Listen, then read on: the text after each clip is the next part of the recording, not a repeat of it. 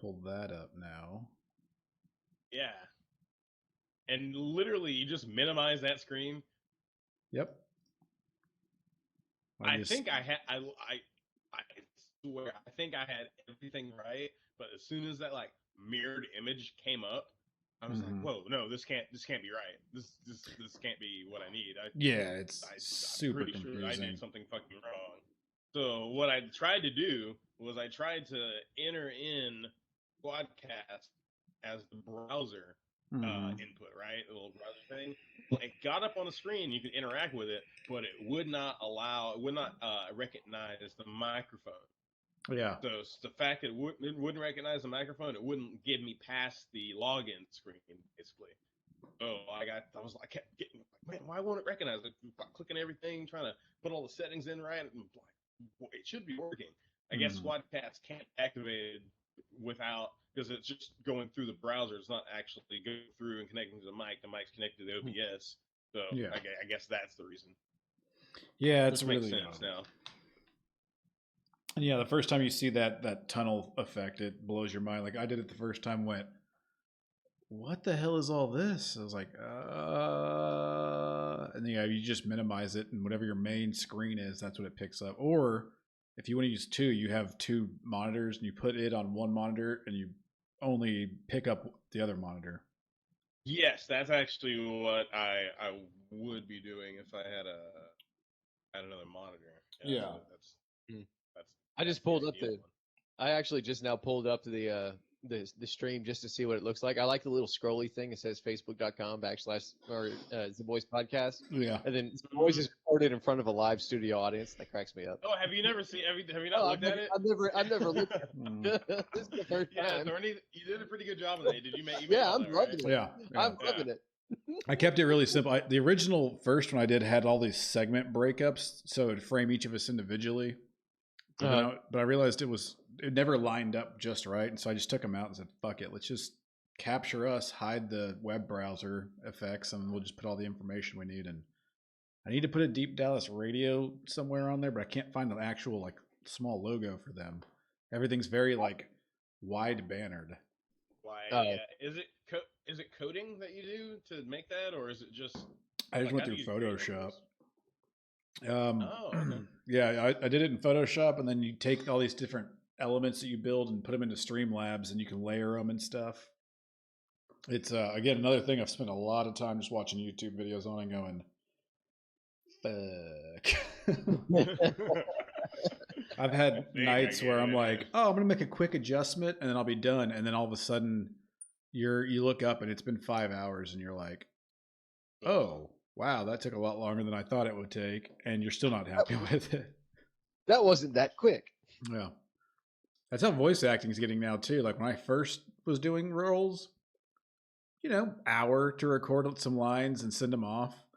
Now I'm to the point where I'm, like, pre-editing them and cleaning them up and retaking, and it's like I did a set on Friday that took me 3 hours to get done.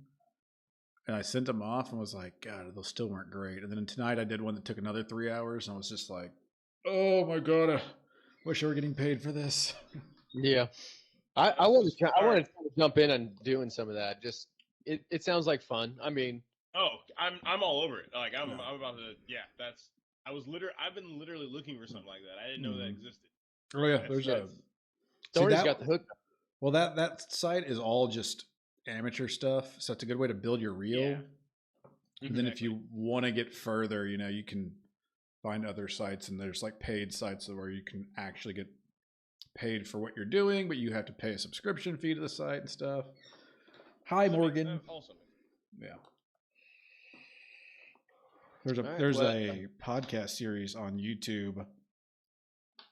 I can't think of what it's called right now. I'll have to find it again and shoot it to you guys. But it's got a lot of information. It's just two guys in voice acting giving tips and tricks and how to do this and how to do that, and it's pretty good.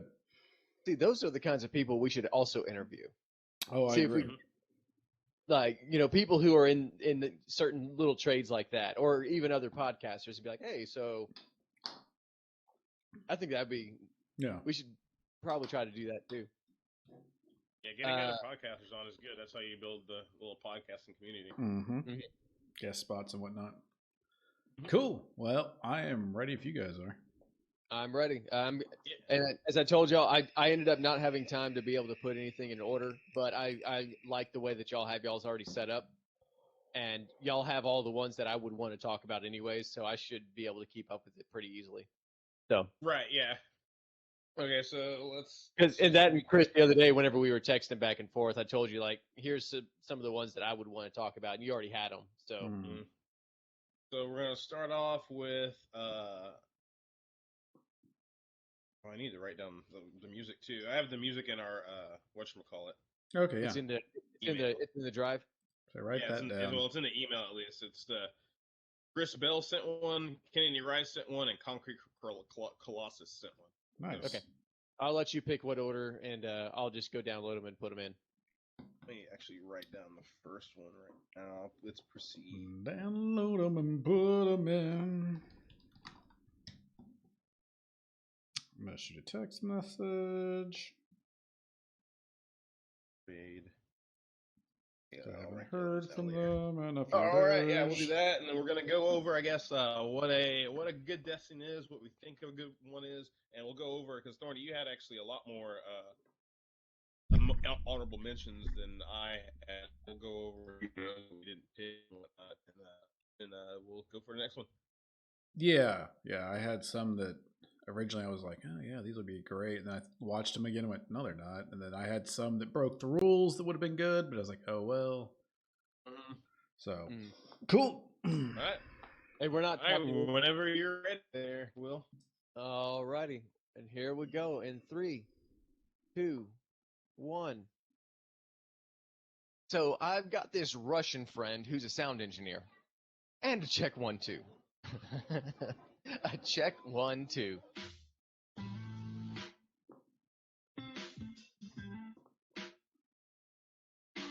Always bringing comedy, delivering entertainment frequently, giving hope infamously, just kicking it like most normal, outstanding people, quietly revealing satire, privily usurping volatile whack jobs and xenial yahoos.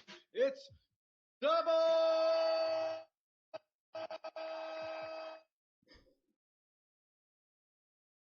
Hello, ladies and gentlemen out there in the Zaboys land of opportunity that is the internet. We are the Zaboys podcast. I am Positive C. Thorny, how are you doing on this lovely Father's Day? Oh, it's not bad. I've enjoyed it. Need a vacation from my vacation. Oh yeah, that's right. You just got back from Mississippi, didn't you? No, 1 night in Mississippi and then 5 nights in Alabama. Oh yeah, Alabama is one of the other nice little southern states, nice southern beaches. Yeah, good to have you back and having some fun tonight. And then Will, the Violator, our producer down there. How you doing, Violator Airway Studios? I'm doing good. Having some slight technical difficulties over here on this side, but we'll see. That and the dog is wanting to come, get my attention. So what's the poop? Whenever I'm right in the middle of doing something. The Gators and the doggies always getting us producers and technicians always the dogs and the Gators. Well, tonight is going to be a special night for the Zaboys podcast because we're bringing back something that we do every so often. We've done one of these a little bit earlier than in the year or in the season. It is a list episode, and this list is brought to you by Loki.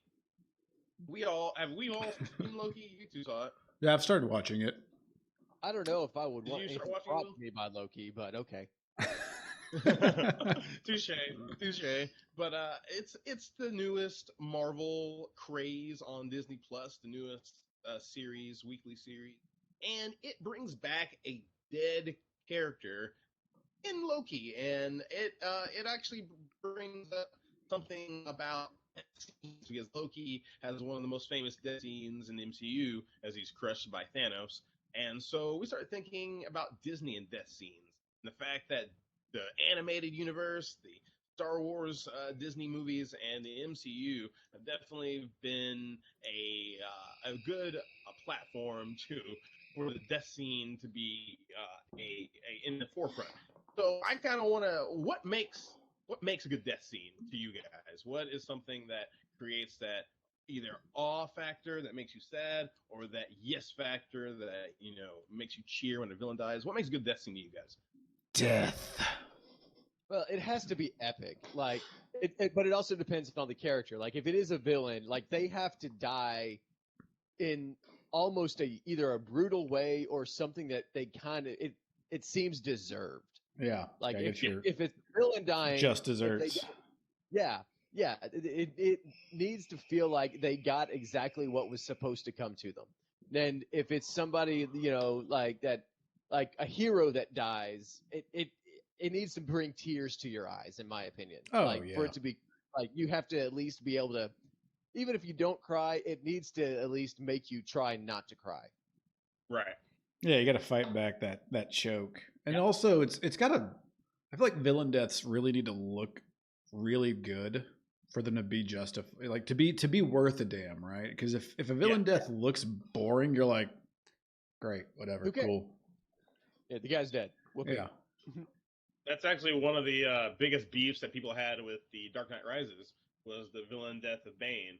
You build up this really badass character, and then he gets taken out by Catwoman on like a motorcycle or something like that. Like, it was like you build this big bad guy, and he dies in the most like anticlimactic way. Yeah. So I get what you're saying on their throwing. Yeah, like it needs to be almost ceremonial the way they die. Oh, definitely. Yeah.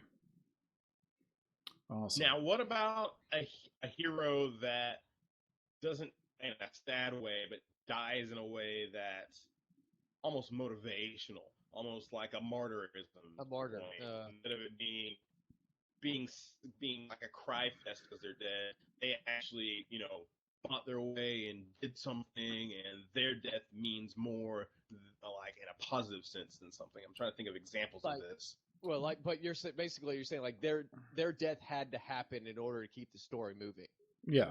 Yes. Or to wrap the story. Or to wrap the story up. That actually works out too. Okay. No. A good hero death should definitely be justified in that. It should definitely have that impact where it adds to the story or it closes out the story, and it's needed for that moment. Because if it's just a hero death for a hero death, you're kind of like, again, you're like, ooh, did that need to happen right there? I don't know. It means nothing to me. Yeah, no, very much agreed.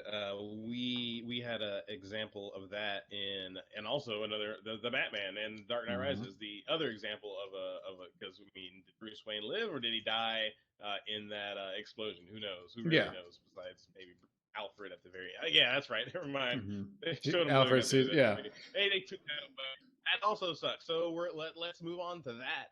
When it came to our list, we started going down all these Disney deaths when it comes to Star Wars and animated movies. One thing we found and we kind of took out was the resurrection and the fact that maybe the death scene didn't mean much in the long run because the character is brought back. Now, do we count Loki on this? Because technically, if you've watched the show, Loki still is dead in some timeline, in the regular whatever timeline, but he's still alive. This character, this character is still alive. So do we count that, or is it like an Agent Coulson factor, which I actually took him off my list because he dies in the Avengers. He's supposed to be the linchpin to why the Avengers even come to be Avengers. Yeah. But he's brought back in Agents of S.H.I.E.L.D., so that death almost doesn't mean anything. Like, how do we weigh that? Well, but wasn't Agents of S.H.I.E.L.D. before all that? No, Agents of S.H.I.E.L.D. came right after the first Avengers. Yeah. So it came out right after he died, but he's still in it? Yeah. Yeah. Bring him back. I forgot. First, they expressed in the show how they brought him back to life. Oh, then no, and he doesn't count. He's basically a clone or some shit.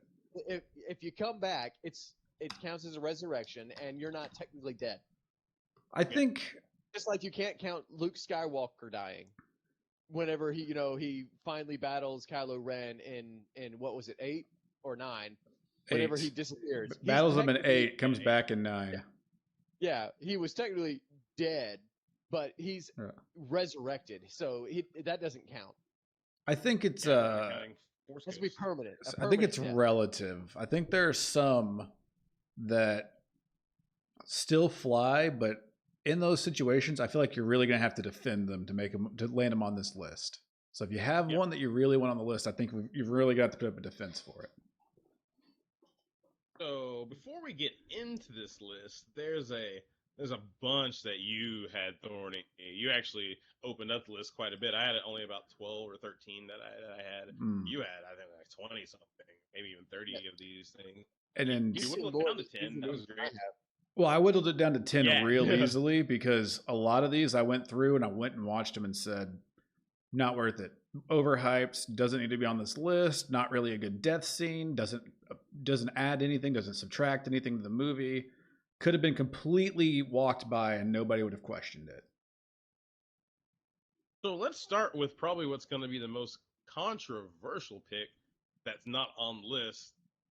The Bambi losing her mother or his mother. I forgot what Bambi actually is. That death. Why, Thorny, did you not put it on your list? I don't have it on mine either. Will, would you have had it on yours? I would have it would have been in my top 10, but it would have been at the very bottom. Probably either 9 or 10, just because, I mean, I get it because it's an iconic thing. It's one of the earliest, Disney death things that they did. Like, that movie came out, way back in the day, like the 40s or the 50s. I can't remember. It's an old movie. And, I mean, people always say it's a tearjerker whenever that happens, but that's, I think, just based on pop culture, and everybody wants it to be, a terrible death. Mm-hmm. I mean, realistically, you could also look at The Fox and the Hound, which basically starts out the same way. Todd's mom gets shot by hunters as well, and then Todd found by the old lady. It's the same beginning. Yeah. So I can't quite put it way up there just because people think it's a sad scene. No, it's not the world's biggest death scene. Yeah, it didn't make my list because it's a baby boomer overdone. Like, sure, when it was made, it was like, oh, this is so big. Bambi's mom just got shot. If you watch that scene, it's not sad. You don't even get to see the death. It's literally Bambi's running, his mom's running. Bambi gets a little bit farther ahead. You hear gunshot. That's it. It's not impactful. At least not in this day and age of film and animation. Like, it's like, oh, cool, whatever. And they're deer. People shoot deer all the time. Let's move to something about the head. Let's talk about Thanos being the-headed in Avengers Endgame. That is a very visceral death. Like, that's probably the most visceral death in the MCU when it comes to how brutal and violent it really is. Mm-hmm. Especially and I don't have my list either. Yeah, and one of the heroes that's supposed to be like a beacon of good.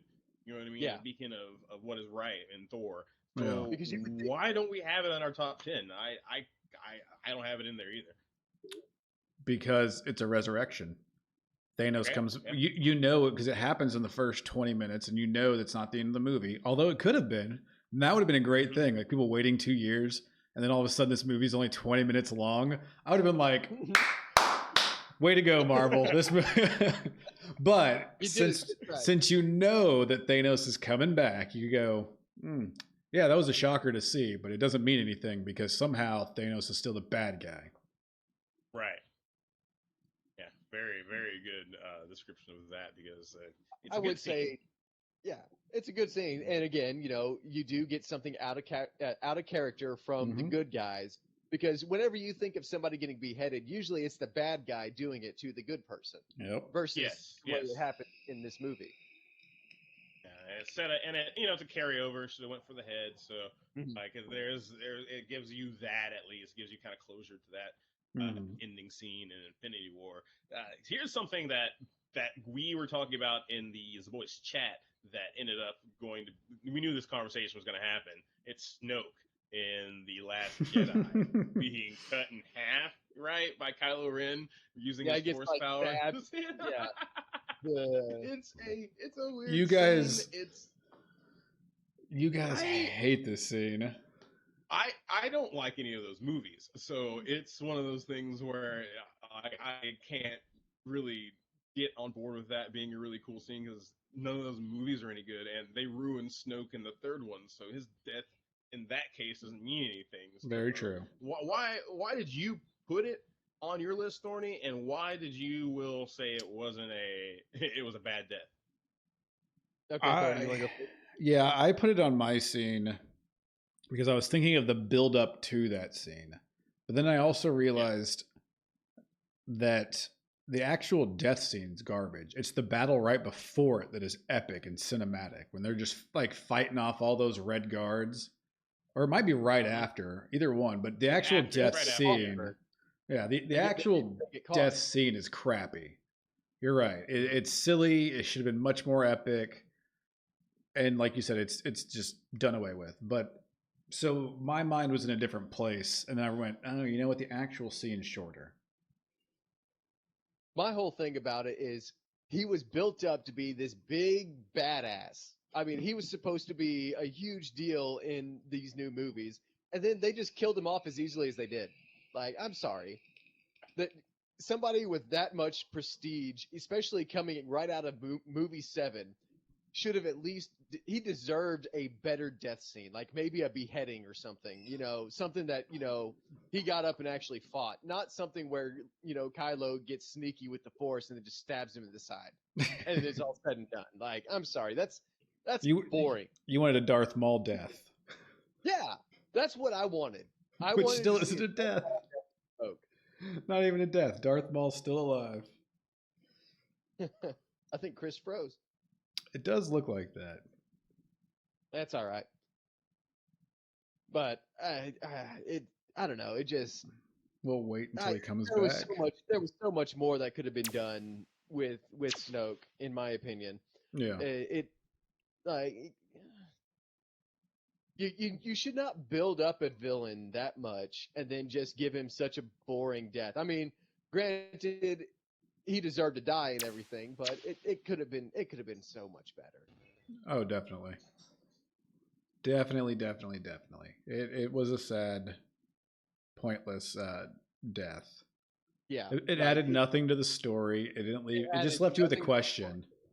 Yeah. Like we were left with a question at the end of the first one, like, who is Snoke? And then the second halfway through, we're like, Snoke's dead. So like the and in the third galaxy one, you find out he's just a clone of stuff that the Emperor made. That's why those movies suck, because they didn't deliver on the bad guy. I kind of want to talk about this one, guys, because I actually think it should have been on somebody's list.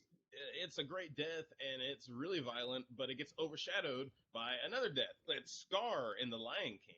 Ooh, yeah. In hindsight, looking at my list, I kind of want to put it in there, but I'm not going to put it in there. I think this death is great. The hyenas are attacking. You know what's happening. Fire's burning all around him. Yeah, and it's a villain comeuppance that throughout that movie you've been waiting on. You've been waiting on that guy to finally meet his maker because of everything he's done. And so I want to maybe think about putting this as just the honorable mention. What do you guys think about this death sheet? I'm good with Scar being an honorable mention. Because, it was good.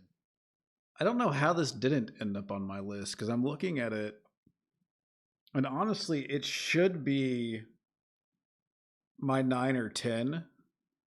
So I am okay with it being our honorable mention, 100%. I have no problem with it. It's a colorful death. It's an epic death. It all around is just good. A deserved death.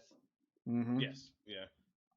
Well, let's see. I don't think there's any other ones that we really want to go over. A couple of ones that didn't make what we're going to talk about that I had on there. We're not going to talk about Ben Solo dying in the Rise of Skywalker. That's a death.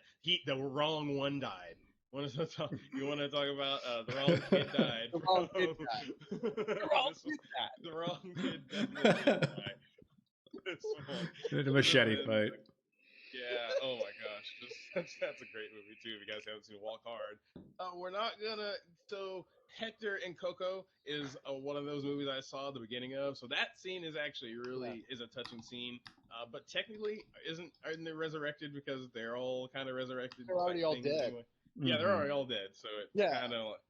I mean, Coco's a great movie. Like that is probably one of my favorite Pixar films ever. I mean, it had me bawling, like during part of it, and but I mean, no, that doesn't quite count as a death because he's already dead. Right. All right. Yeah, I had a hard time with that one.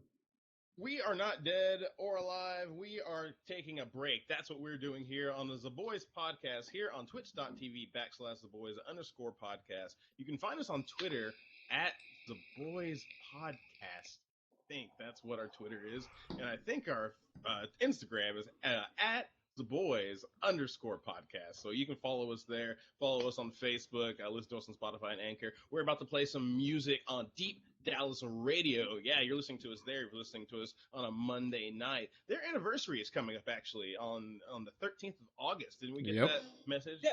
Are they so party? Yeah, they're planning a big old party at Six Springs Tavern. So if you're gonna be not doing anything on the 13th of August, go out and hang out with us. We'll probably be there. These guys have been playing around recently in the DFW. They actually played at what is that room at the House of Blues? That's really awesome. Can't remember that room. It's a very nice room, but these guys Foundation. The Foundation room. There you go. They're Perceived. This is their song off their debut EP. It's called Portrayed Belief. This is the Zaboys podcast. We'll see you in a bit with the rest of the list. And we're clear. Go. Awesome. Right there at fun start. 19 minutes. Yeah, that's great. That's great for the first part. 19 minutes. So let me pick another song real quick from my email. Oh yeah, no, I know it's Kennedy, right? It's Majority Bones. Majority Bones. Will, what's that shirt you're wearing tonight? Real Texas Radio. Oh, nice. It's a good little logo. Got this one from. I actually got this one whenever we did the shoot in where we did the bonfire for September Moon. The video shoot. Gotcha. Yeah, that's right. Shoot. Yeah, I remember that one. Yeah. You got to light the bonfire with a Molotov cocktail. Yeah, still one of the saddest things. So wow, that's crazy. So it looked good in the video though. Let's see. It's a bad throw. It looks silly. Our email. I like it. Cat's people got with us. So yeah, we're gonna. Okay, cool. So I will post for her, and we'll text you her answers in the morning. So we'll have the starter questions for her in the morning, and I am about to text her the caption that we would like with the picture, because I sent her that picture. Let's see. I think we can just copy and paste what we did on Zaboys' Facebook page. I think that'll work. Denali. I'm excited for the interview. I'm really excited. Hopefully, people are excited. Yeah. Tomorrow night, live. As long as things go according to schedule and plan. Yep, and as long as we have no, that's why we're going to start at 6, right? All of us are going to get on at 6, and then to make sure that we can get all of that taken care of. Like since we had our issues today, it's like we can't have that. We need to be already ready up and good to go. The only thing we might have to balance is figuring her audio out. So yep, and that'll be easy. Well, I mean, she'll have to do it on her side, but either way, I'm excited about this. This is gonna be cool. Yeah. Okay, I think she may be the most influential person that we'll ever have on this show. Yes. Nah, I don't know about that. You never know. We'll try. Well, I mean, as of so far, I mean, she's been on TV. Y'all had Chloe. Chloe's been on TV once or twice, I think. That's true. I guess Chloe probably was probably the bigger one. Yeah. I had a random thought today. I was walking Taz, and I thought of it, and I said, I wonder if the guys that robbed Russ Martin targeted him because of how much they talked about his stuff and everything he was, his money and his house and his cars and all that stuff on the radio. Like, I wonder if they were listeners and they knew and just said, hey, let's go after this guy. And that's part of what you risk whenever you're you're in the spotlight. I mean, everybody knows about your business, whether you want them to or not. Yeah. Kind of why, I don't know.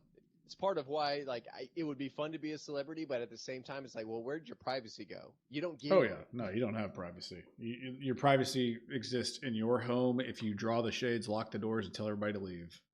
Yep. And that's about it. I'll be right back. Do what you gotta do. Okay, I gotta pee too. I said for the caption, I said we would like to welcome the talented Kat Bell of the season 2 and International Volleyball fame for an interview. Tune in on our Twitch stream, twitch.tv Zaboys_podcast on Monday, June 21st at 7 p.m. to watch live. Boom. Cool. Sounds good. Fine, yeah. He's either gonna post it tonight or post it tomorrow morning. Sounds like a plan. Yeah, sounds like a plan. I'm gonna go pee and then we'll start the list. Yep. We'll start the list. List.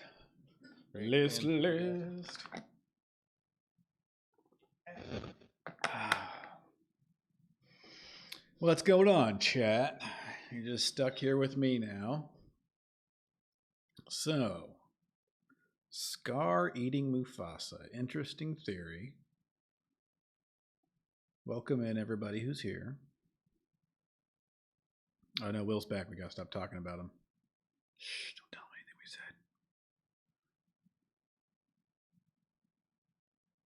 Ta-da!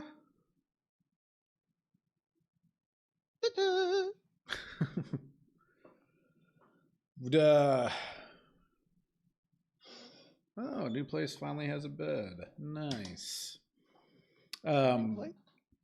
Yeah, Pika moved. Oh. So, new place has a bed. You do, but I'm using her screen name instead of her real name just because I don't want to fuck with anyone's privacy on the internet. Oh, I guess I should probably pull the stream back up because Oh, it's your call. I thought at first I was slowing down my internet, then I realized it was Chris's. Nice. Oh, by the way, the beginning of this episode is going to sound awful. Oh yeah, why is that? Because it jumped. Oh, yeah, like I might be able to salvage some of it, but we had already gotten into a groove, and I was like, well, I don't want to just cut it short and start over because we were like 3 or 4 minutes in whenever I thought about it. Maybe we should restart. And I was like, no, I'll just see what I could do. But the beginning of this one's not going to sound that pretty. Well, just do what you can. Cut out the bad stuff if you need to. I'll make it work. We'll see what happens. Yep, that's all you can do. How do I look at the chat room? All I see is just welcome to the chat room. I don't see anybody who's. See anything now? I see test. Yeah, that was me. Okay, so yeah, it only pops up once you log in. So anything that people say from now, you'll see. Look at the other ones. Okay, cool. No, I got with her. Hold on. Hey.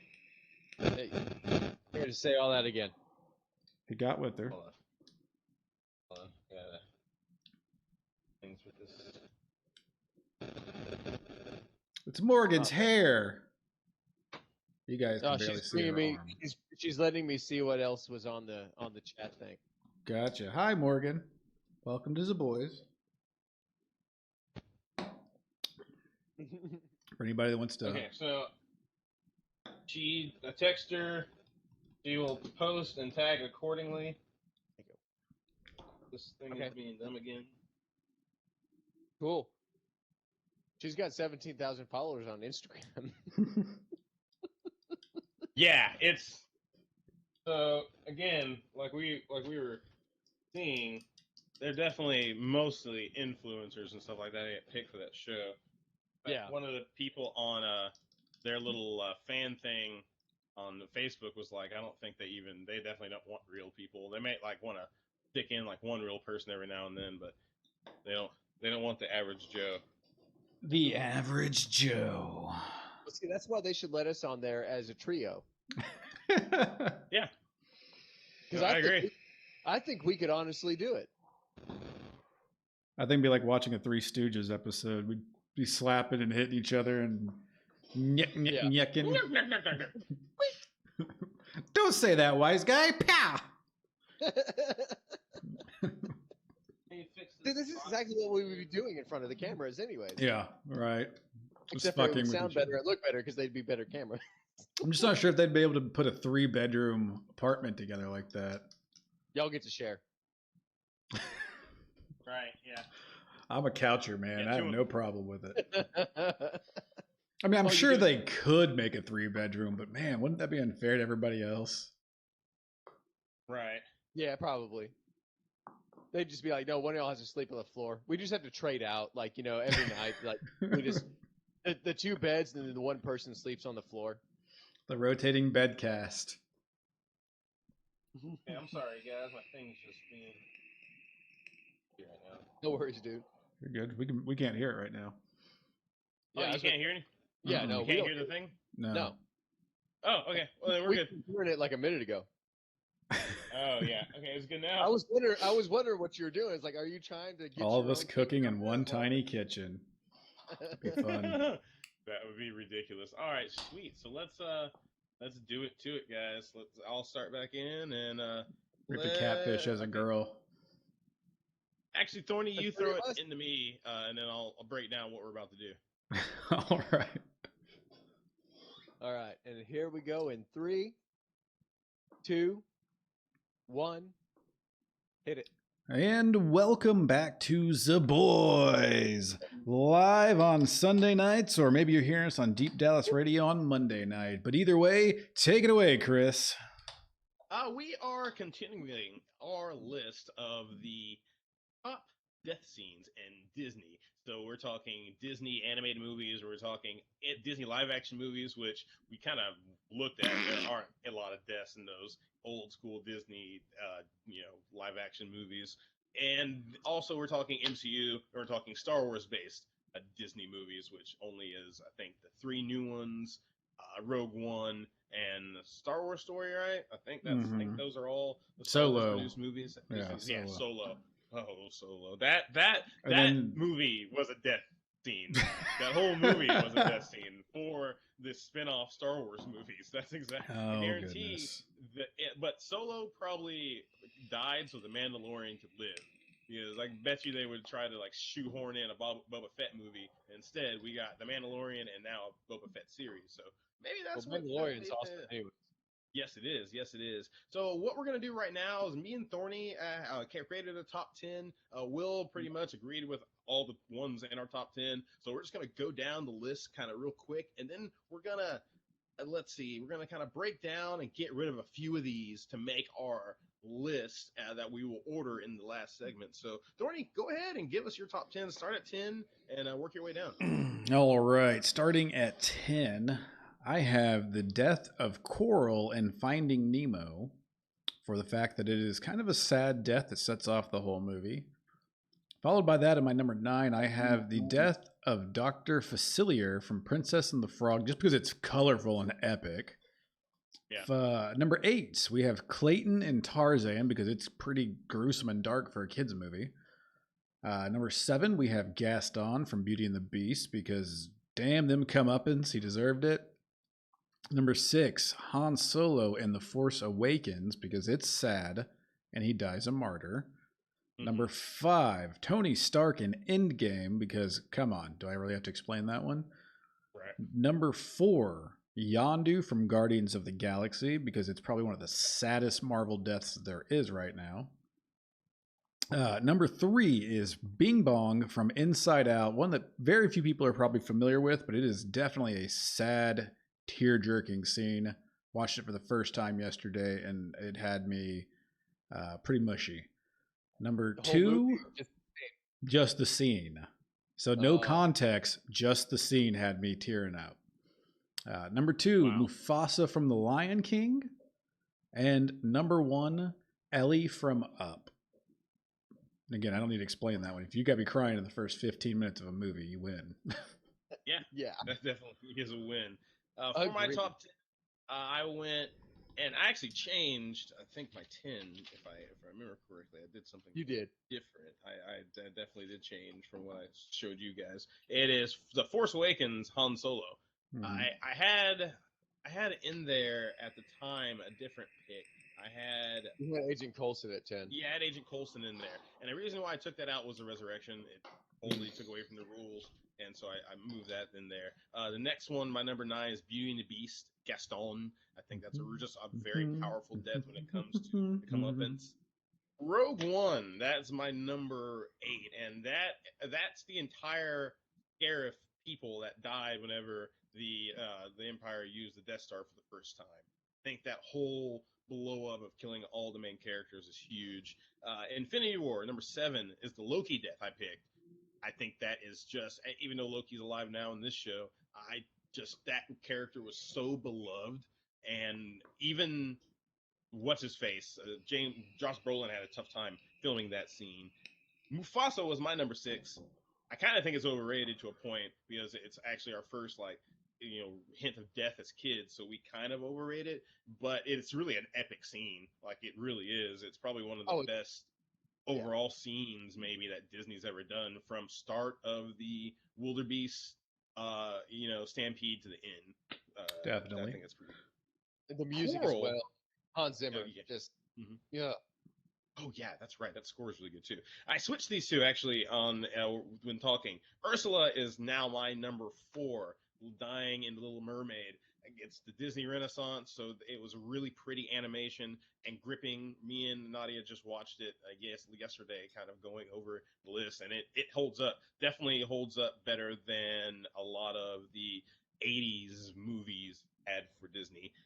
The number 3 ended up being Coral from Finding Nemo. I think that's so emotional. It sets off the movie. It starts everything up. I think that's such a powerful death, and it's really exciting death too, because it's getting chased by a barracuda. Number 2, Tony Stark, Endgame. Oh my gosh! Like what a period to the end of the sentence that is Tony Stark. And then number 1 was Up. So, and Ellie from Up. I actually haven't seen the movie. I've just seen the scene. And just like you, Thorny, the scene almost made me cry. Without context of any of it. It's one of those things that you can't deny.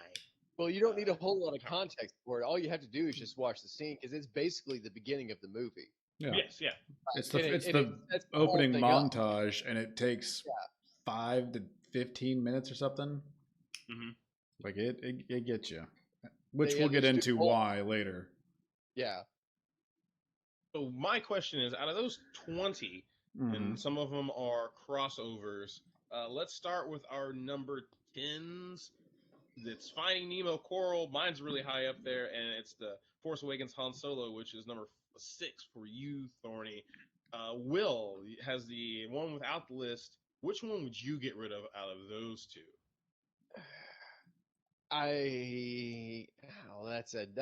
That's a hard choice. Because I kind of want to keep them both on the list, but I would put them somewhere in the middle of the list. Like if I could keep them both, but if you want me to get rid of one, I'm gonna have to get rid of Coral. Get rid of Coral, okay. And Thorny, yours is the Coral's number 10. Yeah. So let's talk about getting rid of Coral. I'll put that on a maybe on that one. I kind of want to really fight for it, but I like how we're doing this right now. This is kind of fancy. Oh yeah, because you can see it on. Yeah, we can all see each other's screens when it comes. I was just saying, I'm sitting here watching it. It's like I see you moving stuff around and typing. Well, whenever you do start typing. The idea of Coral being a really good death scene in Disney Pixar, because it's like one of the best ones in that. But does it hold up to other Disney death scenes? I mean, I don't think so, because that's why I have it so low. But go ahead, Will. I don't think it really holds up, because I mean, you've seen death scenes like that before. The mother dies at the beginning of the movie. Right. It's been said and done. Disney's done it. Pixar's done it. It's been there and done that. Yeah. However, whenever you kill off Han Solo, who is one of the biggest badasses in the entire galaxy, he's a nerf herder. Nerf. I'm kidding. Nerf herder. All right, yeah. Let's keep old Han Solo in there for right now. So, your number 9 is Dr. Facilier. My number 9 is Gaston. You have Gaston at number 7, so I think Gaston should say. Definitely. I've seen the Facilier death scene, and it's like, it's almost nowadays, I think Disney is trying to one-up themselves when it comes to these weird kind of scenes like that. And so I don't know if the comeuppance like Gaston in that case is the same because it's kind of forced. I think maybe the way it looks and the way it looks badass. Yeah, no, I'll 100% give you that. I just like it. It's colorful, and you got little voodoo dolls playing the drums. Like the aesthetics of it, I love. Never seen the movie. Just watched the scene and was like, "That's a really cool." Princess and the Frog? No, man, like that. Oh, Morgan had me watch that one. That's a great movie. You just gotta sit down and watch it. It's phenomenal. I'll Yeah, check it it was out. one of it was supposed to be the comeback of the traditional animation. It didn't really make that much of an impact when it came to that, but it tried. It gave it all its best effort. Yeah. Yeah, but And it was I'm still fine with knocking that one way down on the list or getting rid of it. So this is a tough one because I don't know if you guys count the death scene of Rogue One with the Scarif battle, or Clayton from Tarzan. Well, if I'm just gonna go ahead and start this one. Tarzan, if I'm correct, is a G-rated movie. Yep. Yes.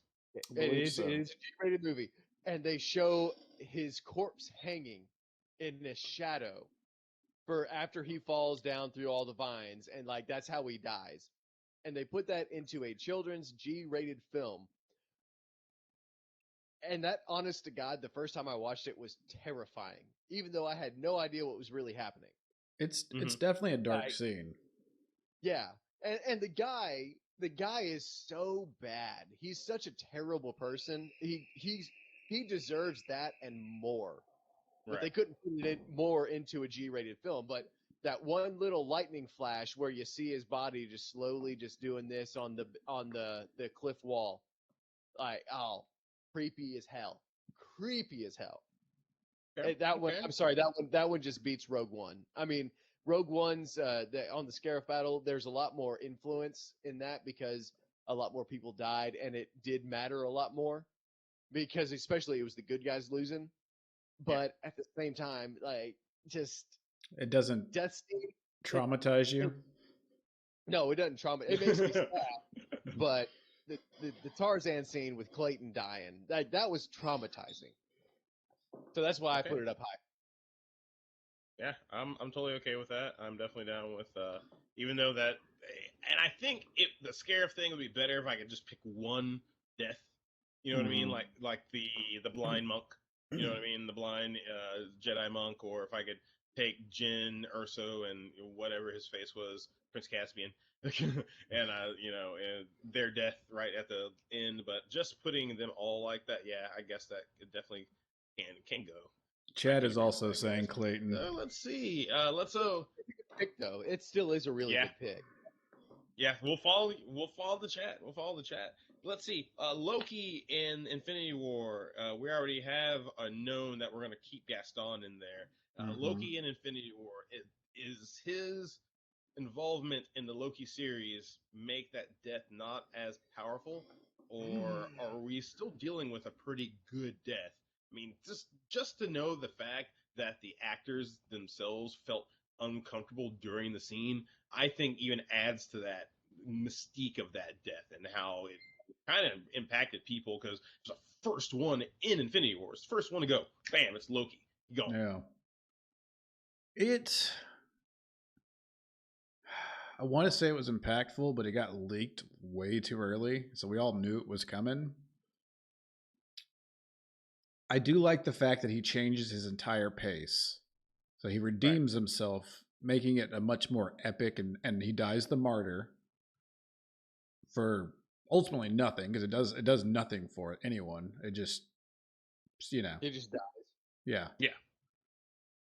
I think it deserves to stay on the list. Even though he's back to life in the Loki series, I think it deserves to stay on the list. I don't know if it'll finally fall on the final list, but I think it deserves to stay here for now. So on that note, because if we're going up, we see that both of us have Tony Stark and Yondu fairly high at 5 and 4 and 3 and whatnot and 2. So, but the ones that we have different that we need to decide if we need to get rid of one of these, it's the Inside Out Bing Bong or the Little Mermaid Ursula. Those are our choices right there, and I will defend. go back and watch that Ursula scene and the perilous nature of everything.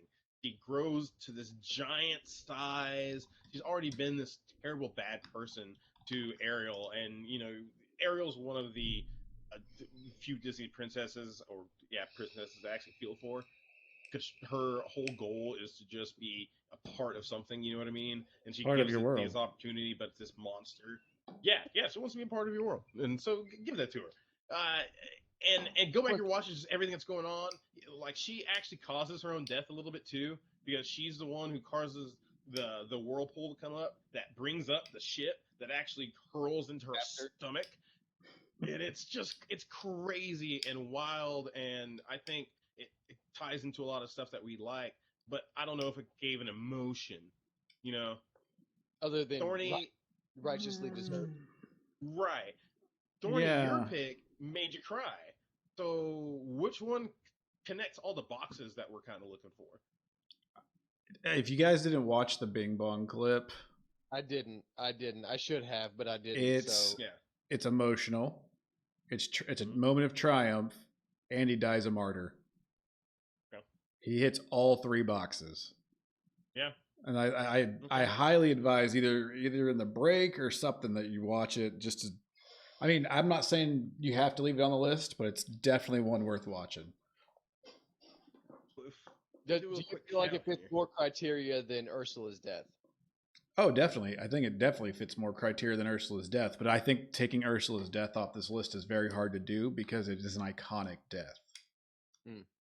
Okay.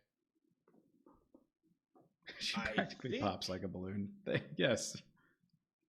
I'm pretty sure we have only 9. So what's the one that we wanted to add on the for the honorable mention? That Scar. Yeah. I think Scar can actually go on here, because if I'm looking at this correctly, we have Clayton from Tarzan. That's one. We both have Gaston. Mm-hmm. Loki's on there. Mm-hmm. We both have Mufasa. Yep. We both have Yondu. Yep. We both have Tony Stark. Mm-hmm. Both have Ellie. Yep. And Han Solo. Mm-hmm. And that's it. So if we add Ursula and what's his face, Scar, that's 10. Ursula and Scar. Yeah, I believe that is 10. So and then 11th would be our honorable mention, which we don't have one right now. But let's think about using the Rogue One Scarif in there, because we wanted that kind of almost on the list, but it's not quite making that criteria fully.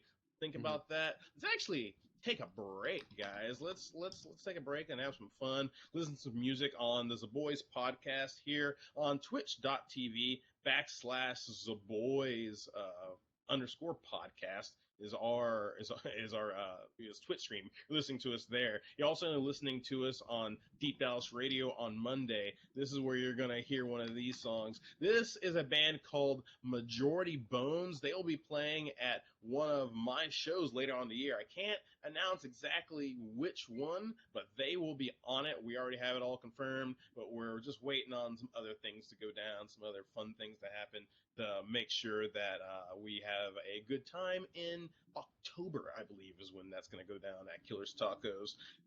This song is a song that I can't have pulled up right now, but when you hear it, you'll know it, because we are the Zaboys podcast here on Deep Dallas Radio. Tune in. We will finish off the list, put them all in order, and you will have your top 10 Disney death scenes of all time. Let's say it all time. It's the all-time thing right now. We'll see you in a bit. Bye-bye.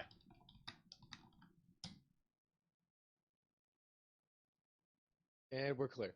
Cool. So you sent me a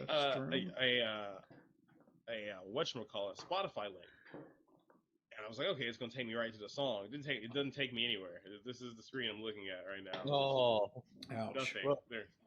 Just pick one. Just pick one, and I can't even which one it is. I'll send you the link. See if it well, yeah. up. Well, just pick one of the ones that you want on the link, or does it not? Does it not even send you any? Like, it sends you nowhere? It sends me to Spotify, but it's not opening up Spotify, so I don't know. I'm gonna just have to open up. I'm just gonna have to literally search for his band again. Okay, well, just pick one, and then you can introduce it at the beginning of the third segment. Yeah, on Majority Bones. Majority Bones, Majority Bones. Yeah, everybody, it's Majority Bones. Majority Bones. There we go. Kingslayer sounds good. Okay, we'll do Kingslayer, Majority Bones. Kingslayer, okay. Majority Bones. How did we forget about Vision's death?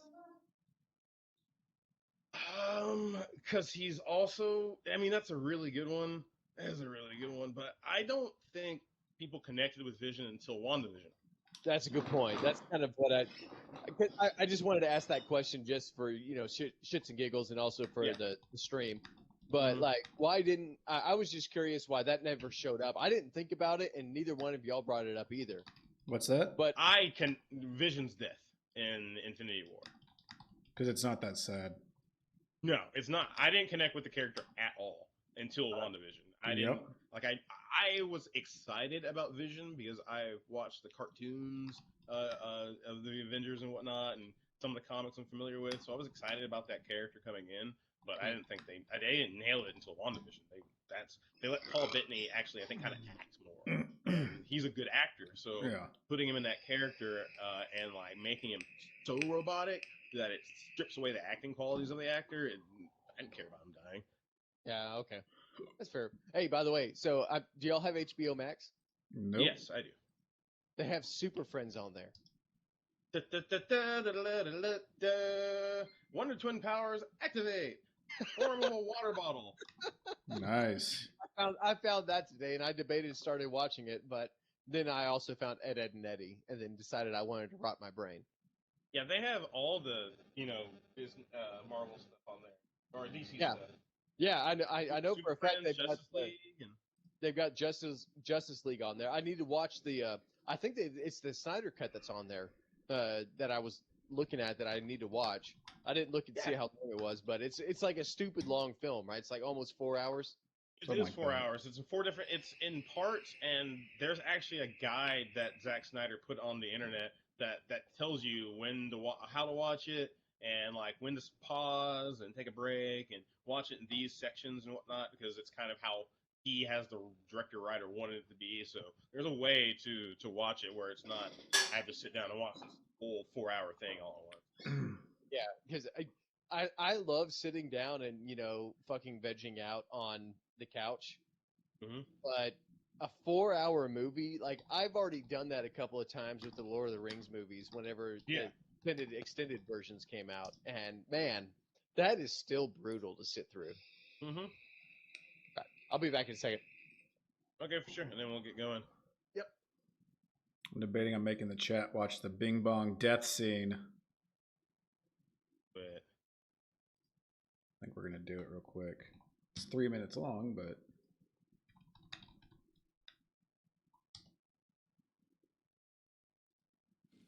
Joy was stuck down here.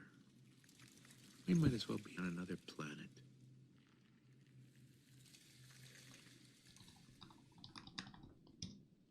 Thorny, have you written down? Did you write down any of the ones we had? Who's your friend who likes to play? I have not. Who's your friend who likes to play?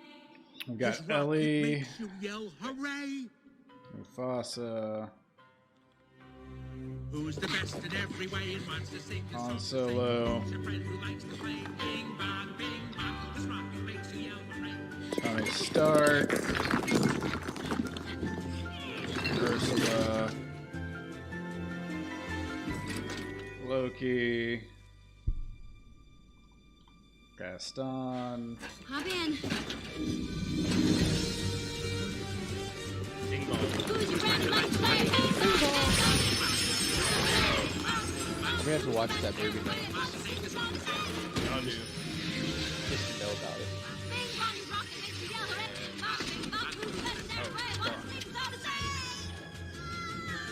Okay, cool. So I have them written down, and we'll go, and it's gonna be the first one that I think we can all say what number one is, hands down. Oh yeah. I'm sorry. I have. Ellie is number one. I've only got 9 here. I've got Ellie, Mufasa, Han Solo, Tony Stark, Ursula, Loki, Gaston, Clayton, Scar. Oh, Clayton. That's what I forgot. I forgot Clayton. Yondu and Bing Bong. Forgot those. Yondu and Bing Bong. Okay. It's actually 1, 2, 3, 4, 5. It's 11. And 11, and then Arnold. Okay, cool. We'll probably try to get rid of one, maybe. Alrighty. You Ready, ready to guys? go? Cool. All Yep. right. Start it in. I'll throw it in, I guess. All right. 3, Throw it into myself. 2, 1. Hit it. And welcome back to the Zaboys podcast on twitch.tv/Zaboys_podcast. We are also live on Deep Dallas. We're not live on Deep Dallas Radio. We're also on Deep Dallas Radio every other Monday from 8 till 9:30, 10, something like that. We'll range that around there. We come and hang out and listen to music as well. And you just heard Majority Bones with their song Kingslayer. Finally found out what that song was you sent me there, Kennedy. We are rolling right along on the list, the top 11, 10, however many we want to, Disney death scenes of all time. The past couple of segments, we've gone on and we've talked about what makes a good death scene. We've talked about, the few of the death scenes that we didn't pick, and we laid down the foundation of our list. So now it's time to put it all together. And just to recap the 11 to 12 that we have to put in order, it's Ellie from Up, Mufasa from The Lion King, Han Solo from The Force Awakens, Tony Stark dying in Endgame, Ursula from The Little Mermaid, Loki dying in Infinity War, Gaston's brutal death in Beauty and the Beast, Bing Bong from Big Heroes. No, Inside Out. Inside Out. I almost got those confused. That's on that one. Tadashi. The Big Hero That's 6. Tadashi. That's one died on there. Different death. Yondu from the Guardians of the Galaxy 2, Scar from The Lion King as well, and then Clayton from Tarzan. Usually on these lists, we like to start in the middle and go from 5 and build around that. But I think this list is going to be different because there's number 1 overall GOAT on this list that is just number 1 in all our hearts, and that's Ellie from Up. Is anyone arguing that should be the number 1 overall? No. I would argue if anybody argued with it. So my whole premise is that I think that tugs at everyone's heartstrings, at least our heartstrings now, is because it's the idea that losing your wife would suck, right? Like losing a loved one sucks, but the idea of like seeing this guy who knows this girl from childhood, grows up with her, marries her, they're in love, and then she just passes away, like that's heart-wrenching. That, like I said, literally, there's few movies that make me cry in the first 15 minutes, and that is definitely number 1. Yeah, and that was one of the big things because it sets up why he's a grouchy old man. Because if he's not a grouchy old man, there's no movie.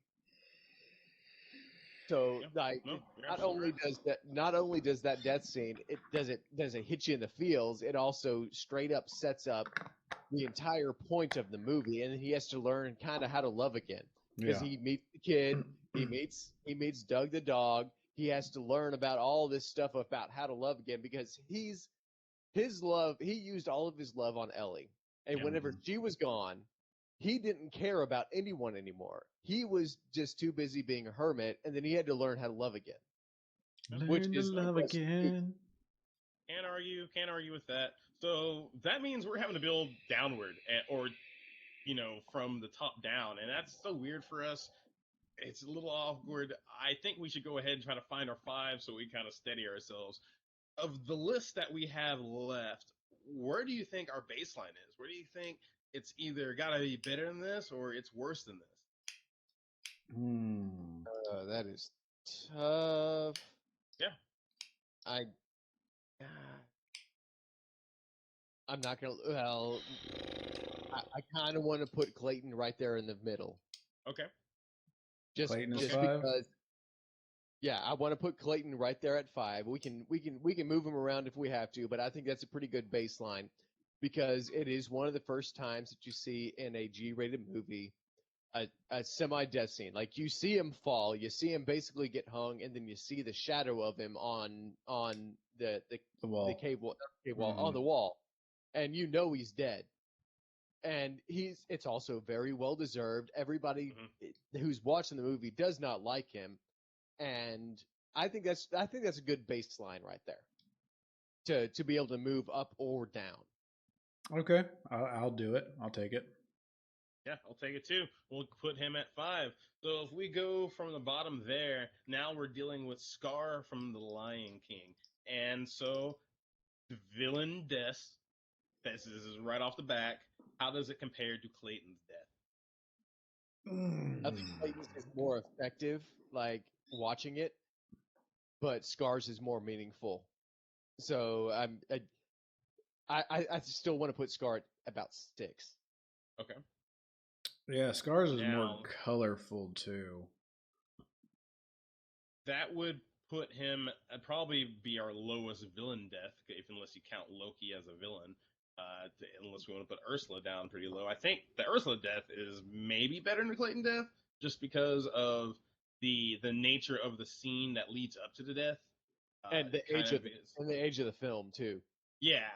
So if we use Clayton there, and we're talking Ursula is maybe topper when it comes to a villain death, I think putting Scar at 6 is pretty fair. Okay, yeah, I'm good with that. All right, so we're moving on to Yondu. Yondu pulled on the heartstrings in that movie. He earned respect. He earned the respect of his Ravager people. Like that's a redemption death. Yep, dies a martyr. Yeah, and the scene's pretty good too. He's protecting his boy. Anyone is speaking on a Father's Day. You know what I mean? Anyone who's had a stepdad that has done everything they possibly could for you, and treated you like they're your own, even though they're not. That touched me with that, and so I would like it fairly high. But again, is it sadder than Bing Bong? Is it sadder than Tony Stark? Does it make you feel more than Mufasa? I'm not gonna lie, I did not much care for it. I mean, I like the Guardian of the Galaxy movies, but there, in my opinion, there's a whole lot of other names on here that had a lot more impact, at least for me. I'm gonna leave this one up to y'all, but this one didn't have that much impact on me. So this is gonna be something that I would probably put towards the end of my list. Really? The whole he might have been your father, but he ain't your daddy didn't get you? Nope. Man. Sorry. Sacrificing himself, Chris Pratt crying, the big manly tears rolling down his biceps. Maybe 8. I feel like it's more impactful than Tony Stark's death, because Tony Stark's death isn't impactful. What it is it's the funeral scene afterwards that gets you. Right. I can argue that.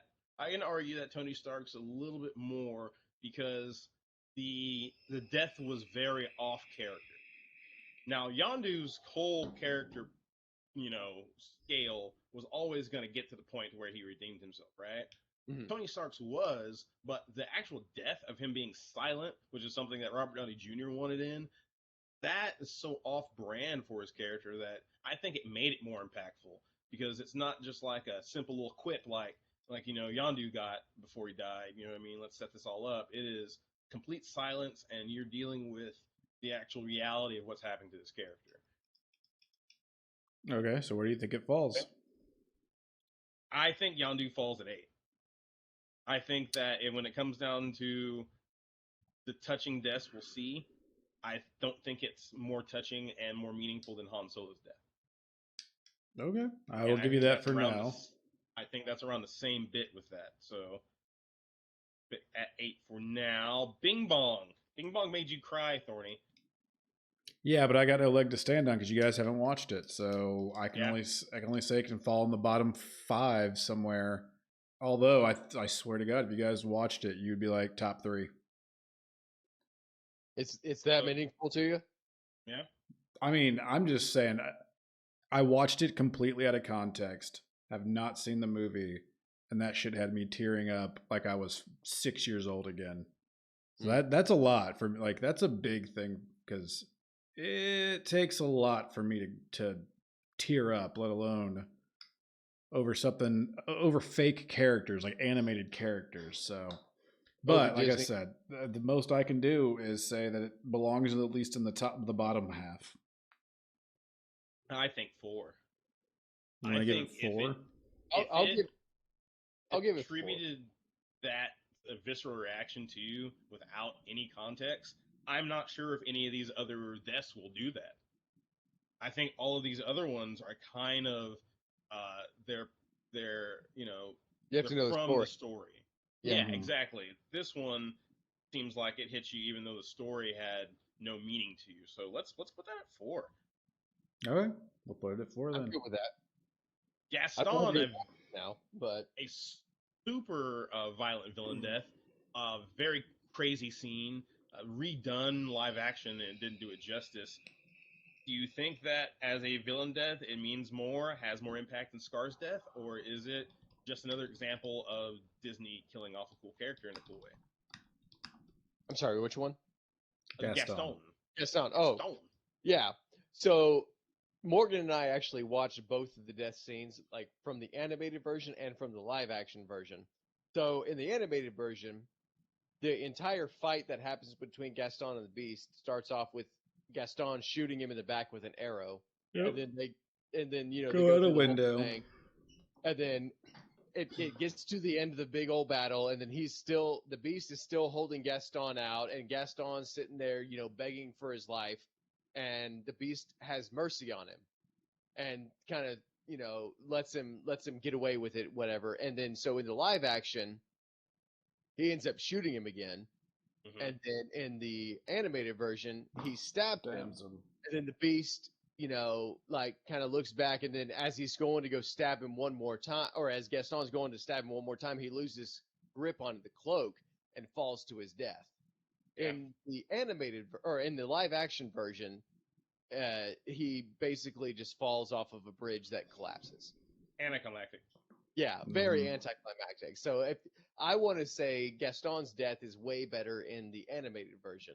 Oh, definitely. Yeah. But I don't know if I could put it higher than 4. Yeah, I definitely couldn't either. I couldn't put it higher than 4, even though I don't know much about Bing Bong. I don't think I could put it higher than 4, though. Is it more impactful than Clayton's Scar? Is it cooler than Clayton's Scar? No, Clayton's death and Scar's death are way better. So that's looking like maybe a 7 for Gaston right now. Yeah. Okay.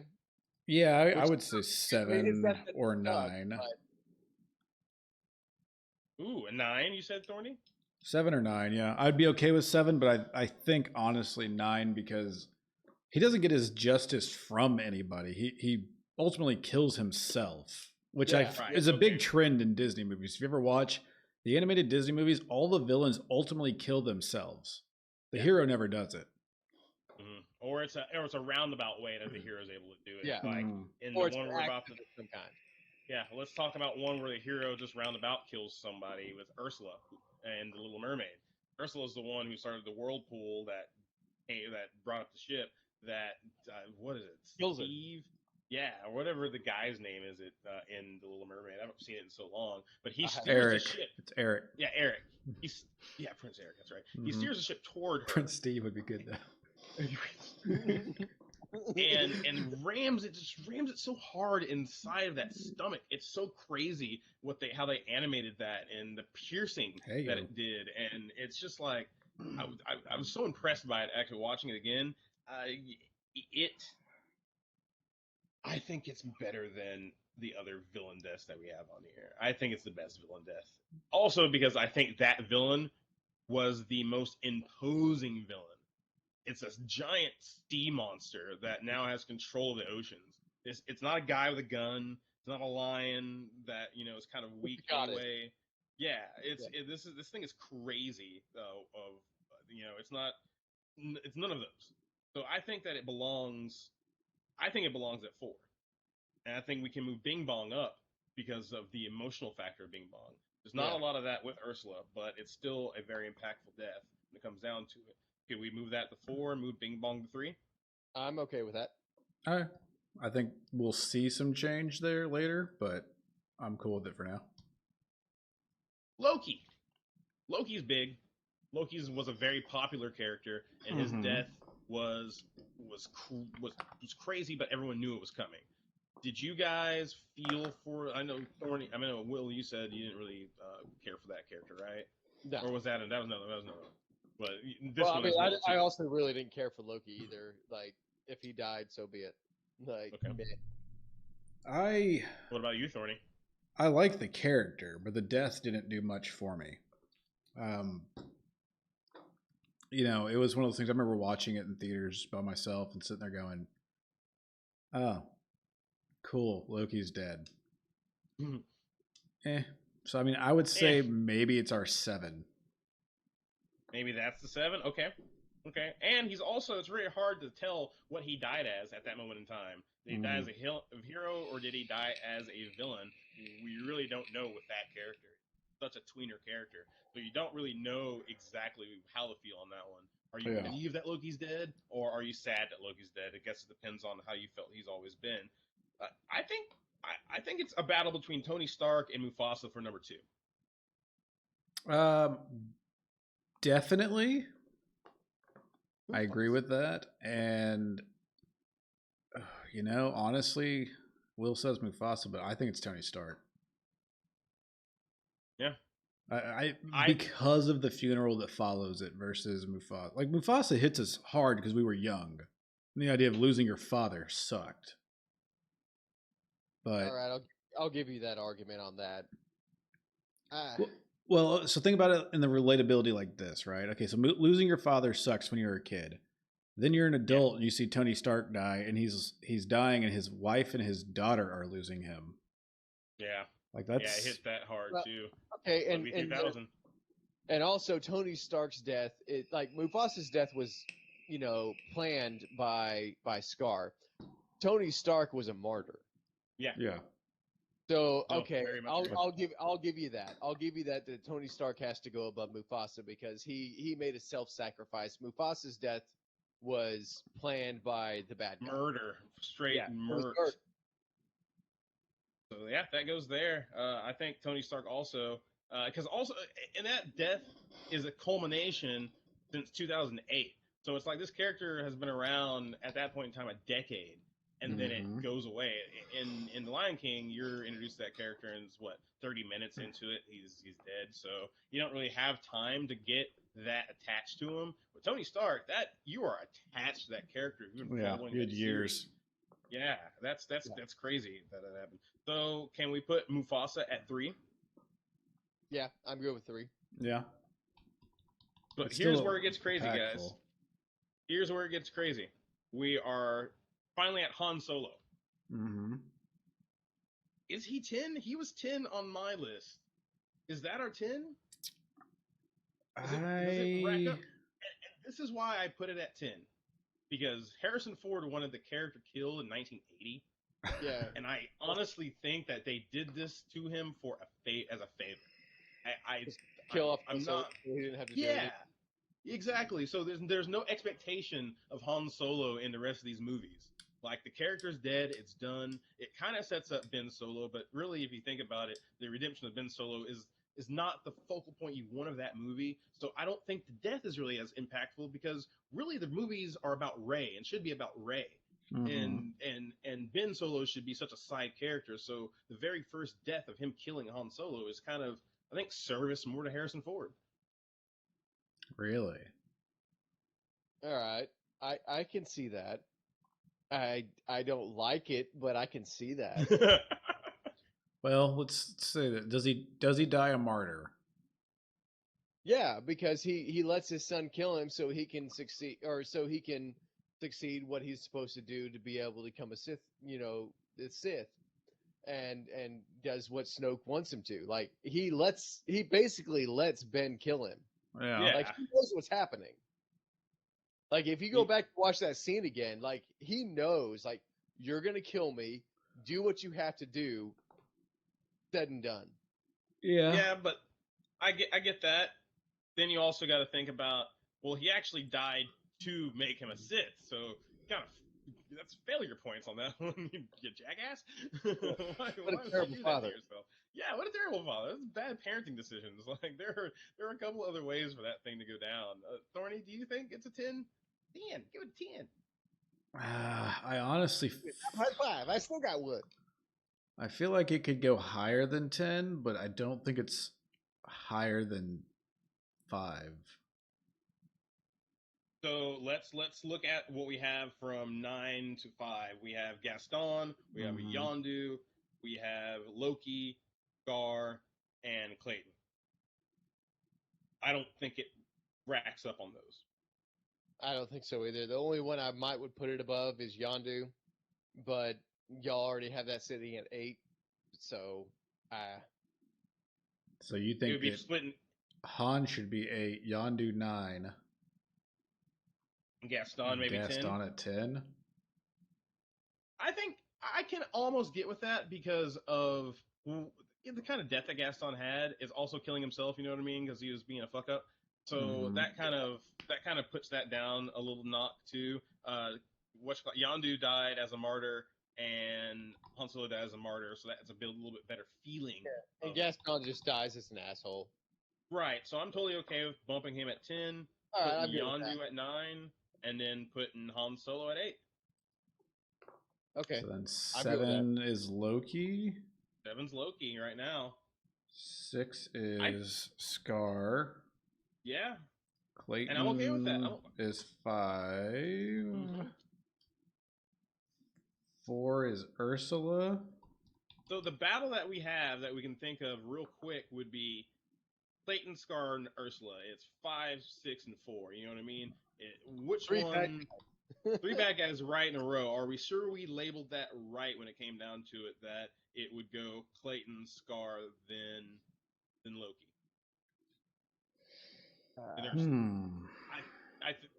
I think that's right.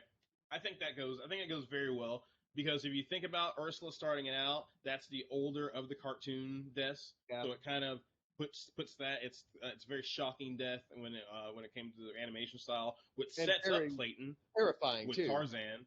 Right, it's also horrifying, and then you have Scar's death, also horrifying, but also always set up by Ursula's death.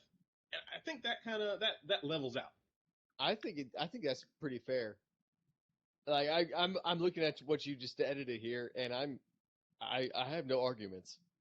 What's throwing me off though is that's 11. No, that's only 10. That's 11. Ellie, Tony Stark, Mufasa. I just counted. That's 11. Bing Bong, Ursula, Clayton, Scar, Loki, Han Solo, Yondu. That would it's be 11. off if we did 10. Oh yeah, because I have 2 3s. I have Bing Bong at 3, and I have Mufasa at 3. So do we want to do 11? We can do 11. I'm okay with 11 because I think all these really need to be mentioned. Yeah, I agree too. It's not a top 10 list, but so let's turn it up to 11. Turn that shit up to 11. And then we'll get to the point where we need to make a decision on where these go. But let's start from number 11. That's Gaston from the 1991 Best Picture nominated, by the way. Beauty and the Beast. First animated picture to be nominated for Best Picture. Yep. Because it was one of the first movies to use some 3D techniques, or first animated movies to use 3D techniques. So whenever Belle and the Beast are dancing in that hall, that was the first time that had ever been done in animation. Yeah, the 3D ceiling effect. Yeah, that was the first time it had ever been done. Okay, so if we're doing Gaston at 11, that means that is Yondu at 10 from the Guardians of the Galaxy 2. Really good movie, real powerful scene. That means we're putting Han Solo at number 9. Han Solo at number 9 from The Force Awakens. Number 8 would have to be Loki then. Loki, yeah. Yeah, number 8 would be Loki from Infinity War. That would mean our number 7 is Scar. Yep. Scar from The Lion King. Number 6, it dropped down to, would be Clayton. So that means we've made our base now. Ursula, which I'm totally fine with. No. Clayton's still at 5. Clayton's still at 5. Oh no, you're right. 6. I missed one on my list here. Sorry. Yep. And then so Ursula is our base at 5, which switches down. Yeah. This is where it gets tricky. Where is Bing Bong? Where is Mufasa? Which one's 3? Which one's 4? I put Bing Bong at 4. Okay. Yeah, Mufasa's at 3. Okay. I'm Just okay because with of that too. the lasting effect of Mufasa. It's still iconically beats Bing Bong. So that means Mufasa 3, Tony Stark 1, Tony Stark 2, 2, and Ellie Ellie 1. Ellie 1. We've done it, guys. This has been so much fun. We're about to go over this one last time and put everything in order, and we'll have it on the Facebook page. We'll have it on Twitter. We'll have it on Instagram if I can make a screenshot and stuff like that. But here is the list, the fantastic top 11, turned it up to 11 list of the top Disney death scenes of all time. Number 11, we have Gaston from The Beauty and the Beast. Number 10, Gaston. Yondu from Guardians of the Galaxy 2. Number 9, Han Solo from The Force Awakens. Number 8, Loki from Infinity War. Number 7, Scar from The Lion King. Number 6, Clayton from Tarzan. Oh. Number 5, Ursula from The Little Mermaid. Number 4, Bing Bong from Inside Out. Number 3, Mufasa from The Lion King. Lion King's on there. Mufasa. Number 2, Tony Stark in Endgame. And number 1, in all of our hearts and all of our minds, Ellie from Up. Guys, any things we want to say on the wrap up here? I kind of want to talk about one last death scene that's not a Disney scene, and I want to see if it traumatized you, like it traumatized me, or if it traumatized any of our listeners and watchers out there on the Twitch stream. Mm-hmm. The death of the horse in the Lake of Sadness, or River of Sadness, from the Never-Ending Story. I think that's why we have an emo generation, ladies and gentlemen, is because that movie got force-fed to us on the Disney Channel for so long. We had to watch that freaking movie so many times and watch that death scene and watch that horse fucking drown in its own sadness. Do you guys agree? Am I a terrible person for saying that I've never seen it? No, you're not. You're not. Yeah. You should probably go watch it and see if it kind of touches you, because I think it's. Right. I don't want it to touch me. It's a magical movie. Yeah, I've seen it. I remember it. The horse never stuck with me, but I was too young to care, honestly. I just remember it being a long movie, and I was just like, flying dog. That's cool. Falcor. The never-ending freaking story. Like, it's probably. Is there any other movies that had some iconic deaths that we didn't go over? There was one that I really wanted on this list, but it didn't hit the criteria. And it was Uncle Aaron from Into the Spider-Verse, aka Prowler. Just because we weren't including that because it was a Sony movie still. Spider-Man was still Sony at that time, and it wasn't repurchased by Marvel yet. And it's just a really sad scene because you've got Miles Morales who's very close to his uncle, and then he finds out his uncle's a bad guy. And his uncle doesn't kill him because he realizes it's his nephew. And it's just a really heartbreaking scene to find out that his uncle dies the martyr in that moment. No, I agree. I remember that movie. Yeah, that's pretty good. All right. So what about in Return of the King, whenever the guy, I can't remember the character's name, but he's basically, he's already lost his mind. He's in Minas Tirith and not Minas Tirith.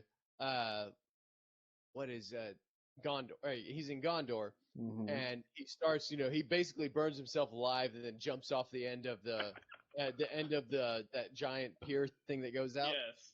Like, what an epic death!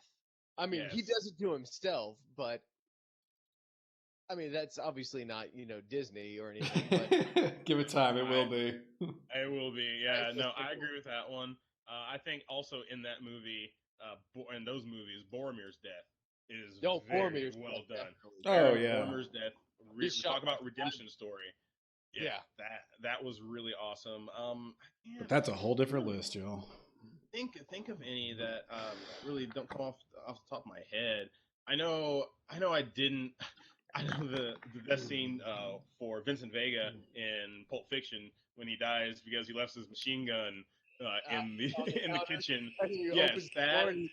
Just looked at it at Bruce Willis. Like, That is so great. Like that is well done. Because you kind of really like that character, and you don't want to see him die. And the way he goes out is just like, oh man, come on. Say what again, motherfucker? I love that movie. I love movies in general. I love doing this, guys. I'm really glad you guys had fun with our top Disney best scene list. We'll be back on the Zaboys podcast in a couple of weeks. We'll be going along, doing a couple more topics and whatnot. We'll have some more fun on Deep Dallas Radio, on Zaboys_podcast when it comes to the twitch.tv/thing. Tomorrow, we will be interviewing someone tomorrow. Yeah, that's right. We'll be interviewing the great, the lovely, the talented Kat Bell from the season 2 of The Circle, and a superstar of international volleyball and UT volleyball and Texas sports in general. People know who she is because of her athletic prowess, and now we're going to talk to her about some other things that she's accomplished, things that she wants to do, and see what's up with Kat as now The Circle is done. And we will have some fun with her tomorrow on Twitch stream, twitch.tv/TheBoysMedia at 7 p.m. if you guys want to check that out. UE will now be checking out a band from Fort Worth, Texas. They are actually from Dallas, Texas. Let me get this right. They are Concrete Colossus. Their debut EP, Dead Man's Hand, is out right now. This is a song you can find off. It's their debut single. It's called Berserker. We are the Zaboys podcast. Tune in next time, and we'll have a good time. See you later. Have a good one. Berserker. See you guys. Bombardment. Have you guys seen The Simpsons bombardment when the freaking And we're out. Yeah, no, I haven't seen that one yet. Although the first half of your question there, Chris, is going to be at the end of it. Oh, that's fine. Oh man, good list, guys. Oh yeah, I shit you not. That went a whole fucking lot better than I thought it was going to. It went good, yeah. Yeah. Like, we knew what we were doing. Yeah. Well, I was nervous about the fact that I didn't have a whole lot to bring to the table, but I was like, well, y'all already have everything that I can talk about. Like, everything that I wanted to talk about was already on here. It's like, well, why should I put together a list? Y'all have already kind of got it, and I wouldn't change anything. It also worked out because you could be like the impartial whatchamacallit tiebreaker. Yeah, it really worked out for that. Yeah, I'm impressed. I think that list went very well. I'll type it up or something like that and put it on the boys page. And the Good Game Podcast Twitter is okay, but we have only 5 followers. I can't figure out how to connect that real quick to get us some more followers on Twitter, but I'm working on it. Mm-hmm. You should be able. Do you have a separate? Well, yeah, you do have a separate Facebook page for it, right? Well, no. So Twitter and Facebook do not connect anymore. They took that feature away. They don't let you connect it? Nope. Oh, that fucking blows.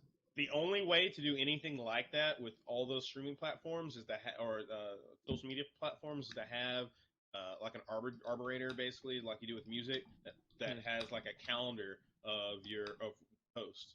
So you type your post out and you do that, and then it'll send out the post to all the social medias at the same time, according to your calendar or whatnot. But there's no way to link them anymore. They used to have a feature like that where you can link Twitter, Facebook, but they're so separate now. And I think that's a problem with people sharing stuff from Twitter is the algorithm eats it up. I think the same thing with Twitch. I think because Facebook has their own gaming platform now, and so I think that they, block Twitch.tv links more on the algorithm, because why would they want to promote Twitch stream? They need people to use their Facebook gaming thing. They need people to use that. Don't use Twitch. Well, they do.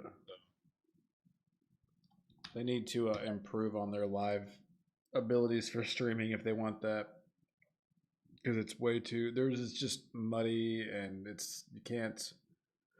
It's not as convenient. Like, yeah. Mm-hmm.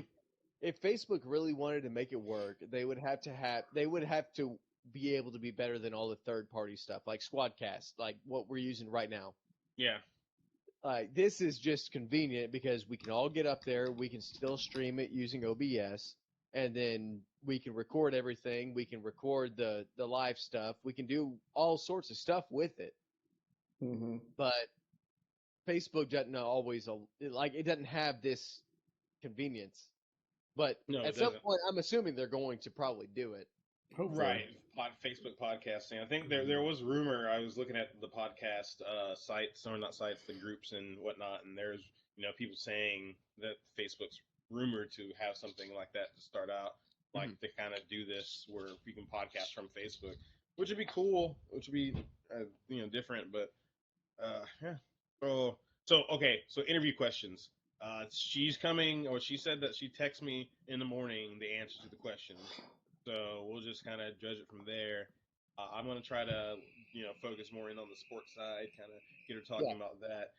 I have a sneaking suspicion that probably want to talk more about her other stuff than the circle. I'm thinking because we'll like pepper stuff in there and like kind of get her talking about that. But I think we're gonna get her most talking about and getting opened up about her other things and try to get her other project and stuff like that she wants to do. I think that's a smart move. Yeah. Just because she'll know, like, hey, we're not just interested in talking to you because you were on the circle. It's like, hey, we understand, like, you have this other thing that you're doing as well, and we want to talk about that as well. But we can also just be like, hey, by the way, since you were on the circle, what was that kind of like? Like, yeah, we can make it a small little bit, but not the biggest part of the interview. Like, interview her just as a person. Yeah, I think that's a good starting point. Is to start out with the circle. Start because there's gonna be people on here that are probably watching just to hear about that. So we can start that off. Kind of give her some softball questions. About kind of the behind the scenes stuff that she can talk about, things like that. And then based on her answers to the stuff, one of the questions I asked her was, "What's something that you don't get to talk about a lot that you would like to talk about?" And the other one was, what projects do you have that you would like to talk about? So hopefully she comes with like something that she's interested in that we can throw some stuff at her with, and then we can talk about her projects and her overseas, volleyball thing, and if she's wanted to do the Olympics and being 6'7". Yeah. Damn Giants. I just want to.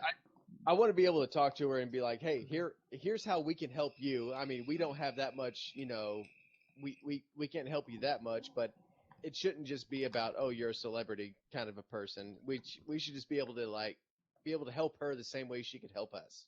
Yeah, exactly. Kind of a thing. Exactly. So yeah, that's good. I think it'd be cool to talk to her. Yeah, I think so too. I'm looking forward to it. And did I tell you guys no Tara Alicia? That her people got back to me and said that she's not accepting interviews right now. That's fine. That's all right. I did not mention that, but that's okay. Oh, sorry. Yeah. They emailed me like a few days ago. What about Lee's people? Lee's people have not gotten back with me. I sent a follow-up email again saying, hey, just checking in, seeing what's going on.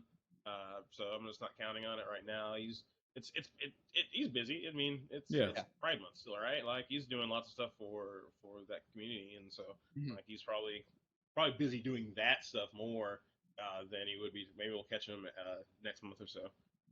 Yeah, that's cool. Yeah, I mean, I'm in no rush. If we got if things don't pan out, things don't pan out on certain ones. We can always check out who else. One of them. Yeah. Segue into something else. Yeah.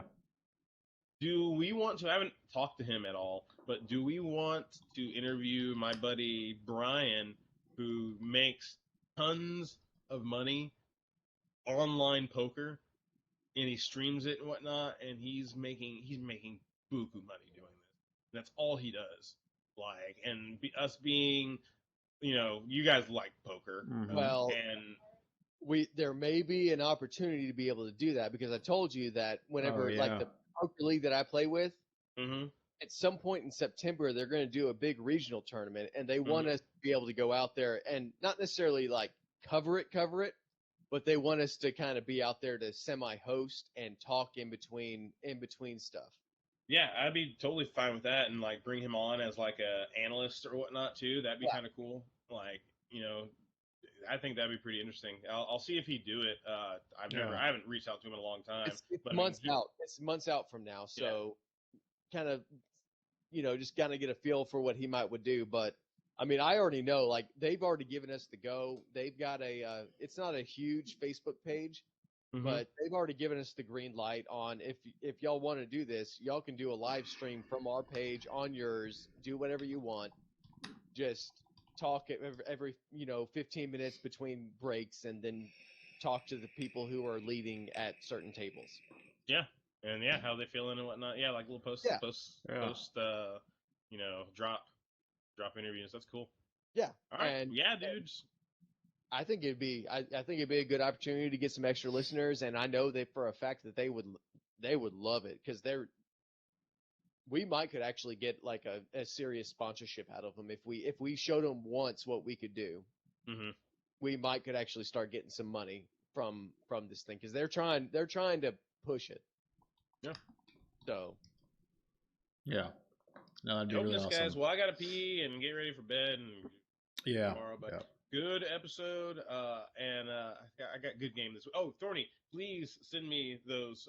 Because I got good game this week, and we want to try to stream, try to get that stream going. Like it was kind of a failure last time, but the episode still turned out really good. But are you sending me the link or the things audio again? clips again? Yeah. Hopefully this time I learned. I'm gonna just, if we have like connection issues, I'm just gonna keep rolling, and then until he pops back on. Yeah, don't ever stop. Don't ever stop never. it. It's a lot easier if it's all just, even if there's garbage in there, that's easier for me to cut out than trying to piece it all together. All right, yeah, man. We'll definitely. I can't wait for that one. It's gonna be a good one too. So let's get together. Will, you're off all day tomorrow. Right. And Tuesday. Okay, and I'm off at 4, and then Thorny will be home around then. But I'll text you guys the answers to those questions and whatnot, and then we'll go from there. Cool. Perfect. All right. Awesome, Later, guys. Be See you, safe. Cool. All right, Thorny. I'm bouncing. That's fine. Put this all together. Good luck, man. I'll talk to you later. It's gonna take me a little bit. See ya. Deuces. All right. And everybody in chat, thank you for hanging out. We always appreciate it. It's always great having you guys here. In 2 weeks, we'll probably bring you back some normal content, more of a 3-segment piece versus a list. But, sometimes the news week is slow and we just say, let's have some fun with it. So, again, thank you. And we will catch you all next time here at Zaboys. Have a good night. Goodbye.